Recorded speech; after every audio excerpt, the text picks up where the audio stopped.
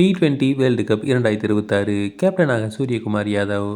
2026 T20 உலகக்கோப்பைக்கான இந்திய அணி அறிவிப்பு வெளியிட்டுள்ளது.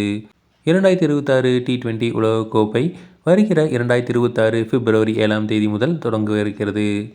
இதில் இந்திய அணியில் கேப்டன் சூரியகுமார் யாதவ் மற்றும் தலைமை தேர்வாளர் அஜித் அகர்கர் பத்திரிகையாளர் சந்திப்பில் 15 பேர் கொண்ட அணியை அறிவித்தனர். இதில் கேப்டனாக சூரியகுமார் யாதவ், அபிஷேக் சர்மா, சஞ்சு சாம்சன், ஹர்திக் பாண்டியா, அக்சர் பட்டேல் துணை கேப்டனாக அறிவிக்கப்பட்டுள்ளார். திலக் வர்மா, சிவம் துபே, ரிங்கு சிங், பும்ரா, ஹர்ஷித் ராணா, ஹர்ஷ்தீப் சிங், இஷான் கிஷான், வருண் சக்கரவர்த்தி, குல்தீப் யாதவ், வாஷிங்டன் சுந்தர் ஆகியோர் இடம்பெற்றுள்ளனர்.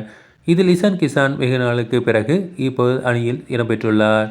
தொடர்ந்து T20 போட்டியில் சொதப்பி வரும் கில் அணியில் இடம்பெறாதது ரசிகர்களை மகிழ்ச்சியில் ஆழ்த்தியுள்ளது.